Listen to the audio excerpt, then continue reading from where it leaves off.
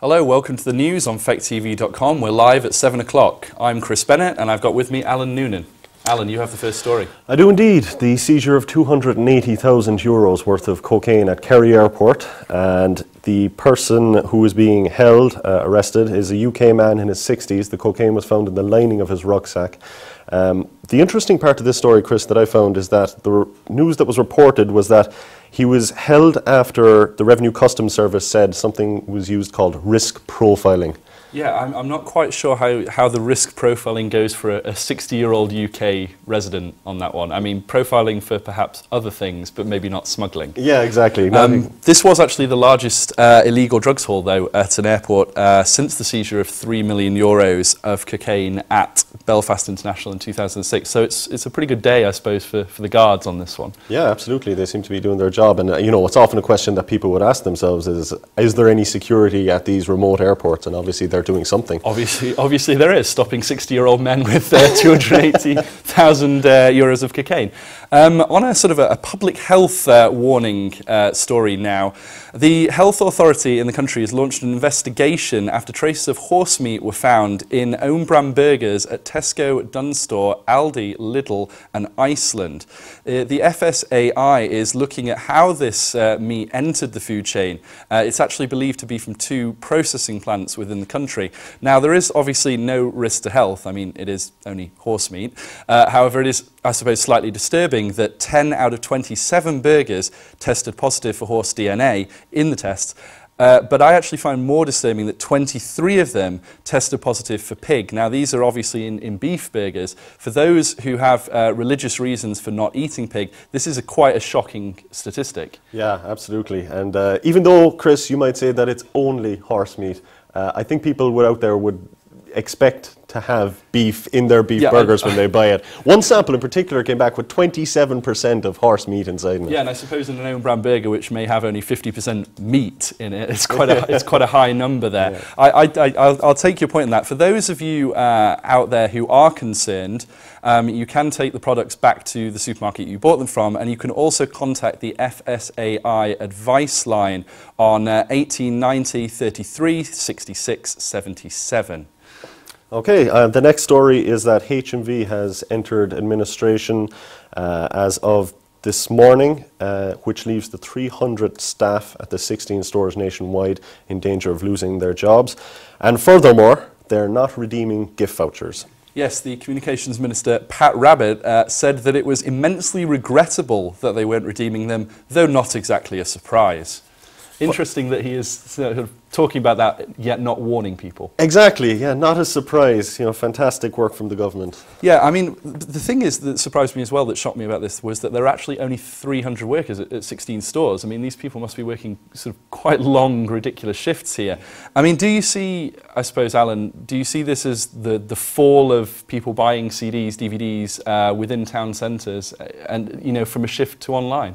Yeah, I think it definitely does mark the end of an era with regards to the larger chain stores. We saw the closure of Zeusk, formerly Virgin Megastore, inside in Cork, which was a big kind of loss. It was a sort of, the Queen's Oldcastle was the centre of the town almost. And now we see the closure of the likely closure of HMV. So, yeah, it seems to be the end of the large retails. People seem to be getting more of their media online. Yeah, there is certainly a threat there. Obviously, larger companies, you know, the Play.coms, the Amazons, that kind of thing, they have the economies of scale to reduce their prices compared to the high street. They don't have to pay for retail space, so they're far more competitive. Although, having said that, though, whilst it may potentially be the end of an era for the large stores, I actually think it might herald a bit of a resurgence for the independents here.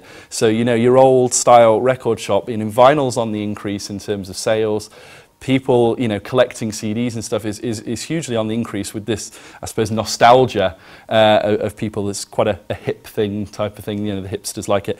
I actually think that we will see a resurgence in the small independent chains in the wake of the loss, potentially, of larger companies like HMV. Yeah, I think you're actually right on that point, and I certainly hope to see that in the future.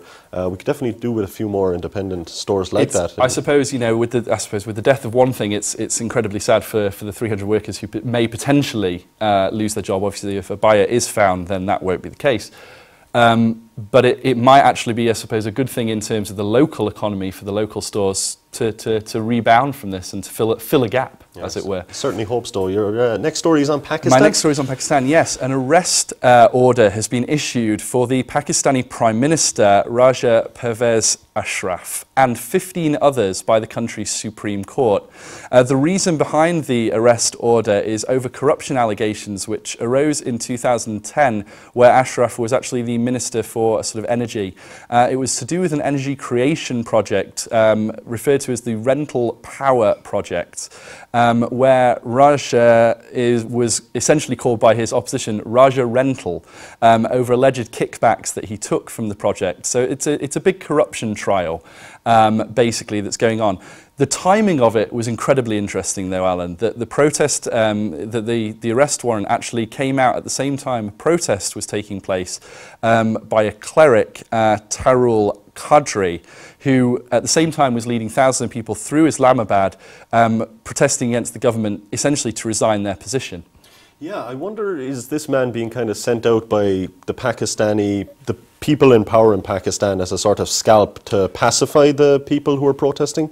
I mean, it's interesting. Actually, one sort of take on the story was that the cleric, Qadri, who's actually leading the protest, may be linked himself to the judiciary or the military, who are hugely powerful entities within Pakistan. So he actually might be angling for a job as such within what might be a new interim government, because there are elections in May. So obviously, if the Prime Minister's out, that another form will have to be put in place. It may also be potentially a feud between the Pakistani People's Party and the judiciary themselves, which has also been going on for an incredibly long time. So I think you're right in saying, I suppose, whether or not this is really Pakistan getting rid of corruption, or whether it's sort of more of a cabinet reshuffle. Yeah, great point, Chris, absolutely. And I think the danger that people are kind of looking at it internationally is Pakistan becoming more unstable? That's the big danger. Yeah, I mean, will this create a power vacuum? Exactly. In a country that we've already seen a significant range of bombings in the last couple of weeks, clashes again on the Kashmir border, a country which has essentially all the signs of, destabilization even further. Will this rocket? Difficult to say, Alan, at this point. Very difficult to say. We'll move on to the next story, which is Mali and the French intervention, military intervention there. Al-Qaeda captured Diabali today, despite the bombing from French forces and the use of military forces who, working in conjunction with the Mali government, recaptured Kona. So they've had limited success, but the rebels have also not been stalled by the bombing from the French, which resulted in the deaths of 100 people, reported. That's right. I mean, troops have now been promised from the West African force will be within Mali in days, and France is actually expected to triple its troop commitment there. The UN force, all told, is going to be roughly around 3,300 people. Now, I suppose it's telling that this increase in troop numbers is coming after what has been, in some parts of the country, in Gao and Timbuktu, where the French bombing campaigns have been quite successful in driving the Islamic insurgents, I suppose, out. In the west of the country, where the fighting is far more severe, French intervention doesn't seem to have made the impact that they were hoping. Yeah, absolutely. And that part of Mali is particularly underdeveloped. You have a situation where there are an estimated over 200,000 slaves still living in a country where slavery was abolished in 1960. So the level of underdevelopment in the country, the level of a lack of any sort of administration. It is one of the poorest countries in the world. Now, actually, I read a summit of West African leaders is going to be taking place this weekend to actually discuss the crisis further. Whether or not we will have seen any more developments in terms of the French force themselves or from aggression against the Malian army is hard to say. But it does seem that both the UN and West African leaders are stepping up their game somewhat within the country. Yeah, absolutely. I was kind of surprised by the number of allied forces that the French managed to muster along with the Mali government. They have Senegal and Algeria in particular, which was the former colony of France and endured a pretty brutal occupation by the French authorities when they tried to get their independence. They have allowed the French bombers and fighters to fly over their territory, which was which marks a pretty impressive diplomatic move by the French. It's very interesting. I mean, what I suppose when I came into this conflict, I thought it was, I suppose, a bit of saber rattling by Hollande, but he has actually sort of pushed forward on his words, quite strong words here. Although I suppose one side of it is that he potentially has left France open to some form of retaliation, terrorist-wise, in terms of that, and there have been threats against France from various terrorist groups. Whether or not they will actually occur on French soil itself is debatable, but certainly French interests around the world could potentially be under threat. Could this be a French Afghanistan, dare I say, Chris? I have a feeling not. I would hope not. I mean, you would think that lessons have been learned from Iraq and Afghanistan on this.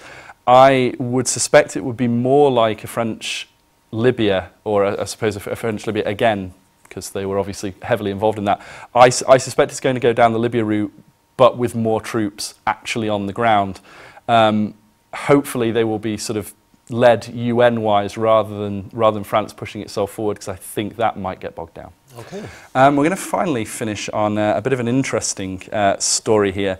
A cleaning employee in Sweden today stole a 4-carriage commuter train and drove it into a 3-story building.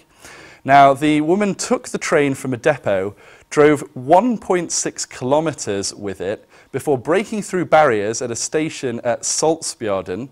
Apologies for my Swedish, it's rather terrible, station, derailing it and hitting the house. Miraculously, there were 3 families within the residence at the time. None of them were hurt. The woman herself did sustain injuries, was flown to Stockholm Hospital, and has now been subsequently arrested. Has it been reported what exactly was she doing, or was she simply off the rails? Classic. No, no motive has actually been released on this one yet. Although a spokesperson for Arriva, which is actually the train company that sort of regulates the rail network there, has actually said she was a good employee, a sort of a model employee before this point. So I suspect either it's some form of disgruntled thing, or perhaps, as you suggested, maybe some form of mental breakdown, collapse, or maybe she, was just in a rush and decided she'd get home a bit early. Taking your train, probably not one of the best ways to do that, with no previous experience. But it has obviously sparked interest from the city council, who have gone on record saying they're not really sure how anybody without authority could steal a train, but it does seem it's possible. Yeah. So that was Sweden, a lovely story coming from there. This has been the news tonight on Feck TV. We've got a programme, I believe, coming up tonight at 10 o'clock. Yeah, the focus of tonight is on young people in politics, and in particular we'll be focusing on the Fianna Fáil and the future of Fianna Fáil. Do they have a future in this country? Yeah, so check that out on fecktv.com tonight, as I say, at 10 o'clock. Please send in your tweets and your Facebook messages for any questions you'd like us to ask. And thank you very much for watching. That was the news.